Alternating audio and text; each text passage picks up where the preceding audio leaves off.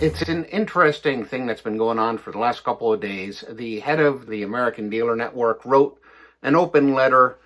Automotive News published portions of it, and he accused Carlos Tavares, the CEO of Stellantis, of making short-sighted decisions which devalued the brands. It's important here to realize that devaluing the brands is not something new.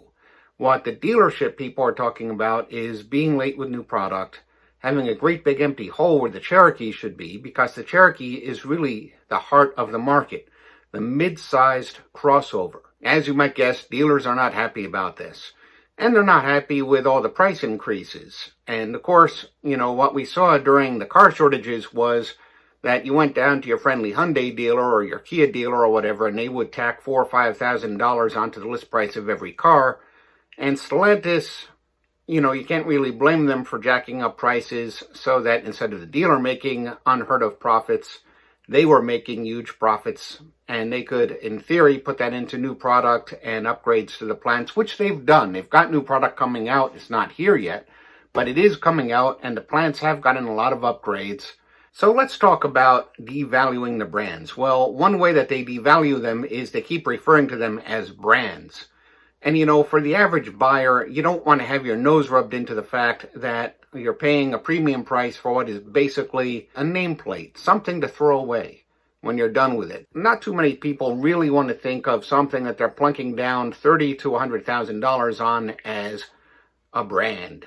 And yet we see in the press releases, they refer to it, even in the headlines, the Dodge brand announces, as opposed to Dodge announces like any normal person would say. Or the Jeep brand announces, or the Ram brand. And what's kind of interesting about that is you never hear about the Mercedes brand, do you? Or the Toyota brand, or the Lexus brand, because they're smart enough not to do nonsense like that. Maintain the illusion, keep your luxury mark and your mainstream brands separate. If Jeep is supposed to be a premium mark, and I won't use the word brand because mark is a premium word for brand, if the Jeep mark is really premium and you're paying extra for it, it damn well ought to be referred to as just plain Jeep, not as the Jeep brand, which indicates it's just a nameplate that we slap onto the back of the vehicle. We could change the engineering a little bit, but we'll change the visuals instead. And that's not where Jeep needs to be. More than that, the prices went up, and then demand went down, and the prices didn't really come back down across the board. Some prices did, some didn't, and they're still playing stupid games with things like, would you like this car in any color other than white? Well, then you'll have to pay $600 different color fee. That's not the way to do it. When sales start to drop, you do something, and you don't try to trick the customer. You don't have a $2,000 shipping fee, for example. It's a crazy high destination charge for vehicles made on this continent to be delivered to you. To pay $2,000 seems a little pricey when Toyota and Honda charge less.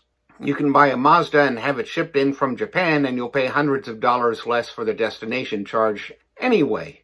So we've got this fight going on. Stellantis, by the way, they replied to the dealers basically saying, we are working with you. We're trying to work with you. Please don't drag this out in public. That's not a good way to do things. And they're right.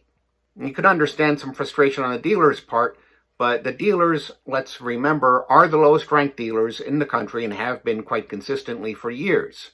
On the other hand, the dealers can point their fingers back at Stellantis and say, what's up with not getting us parts on time? And with requiring us, somebody to come down and verify large repairs and having this process where we don't know if we'll be paid back or not.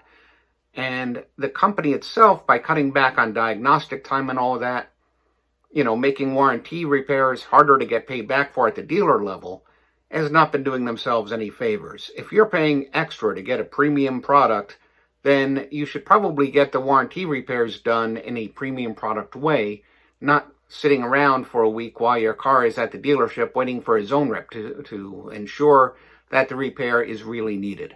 So there's a lot to unpack.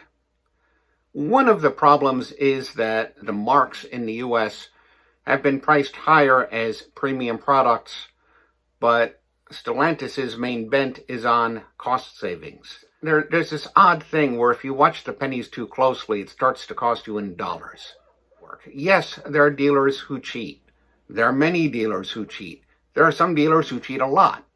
but you can't punish the good dealers who don't cheat at the same time.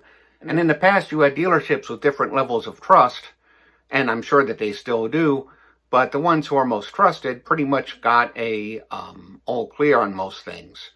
And that seems to be going away now. Anyway, do the dealers have a point with regard to devaluing brands? Probably yes and no.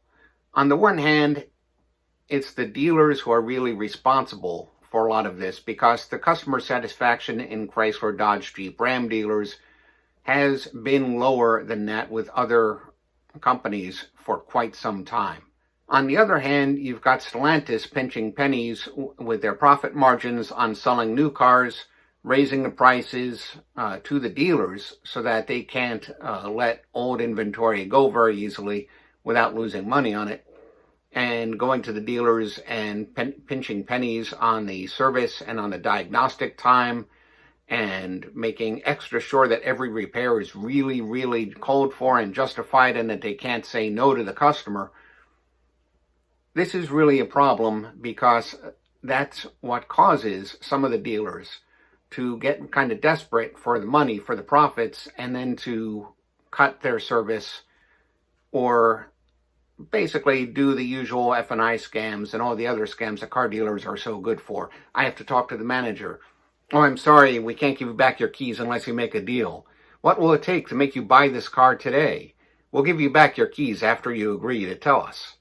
And that sort of thing. Not to mention, here's a great deal on insurance. Here's a great deal, 8% interest on financing, yay! And here comes the hidden fees. So there's a lot of stuff that dealers can do to make up for the missing profits from the other side. And that's a problem too. It's best if the dealers feel confident in their ability to make money over time. It's best if the company doesn't penny pinch where it shouldn't be penny pinching. I'm hoping that they resolve all of this. What we've needed and haven't gotten for pretty much most of the time that Fiat has been in charge of Chrysler and then Stellantis is a way to make sure that dealer quality and customer satisfaction with dealers rises. One of the people from Fiat Chrysler who used to run the dealerships, Pietro Gorlier, was really great with the carrot, but I don't think he used the stick much. Now it seems that they use the stick, but I don't see much of a carrot.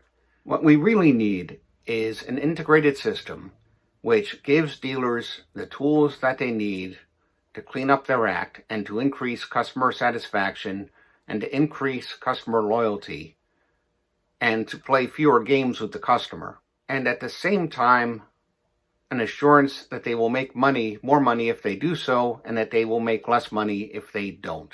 The old 5-star program, I plan to do a video on it later, but the old 5-star program was great with the carrot, and it had no stick. What we need is carrot and stick and support for dealers who are trying to change their way, because just telling them do better isn't enough either. Anyway, this is Motels Dave, and I'll be back soon.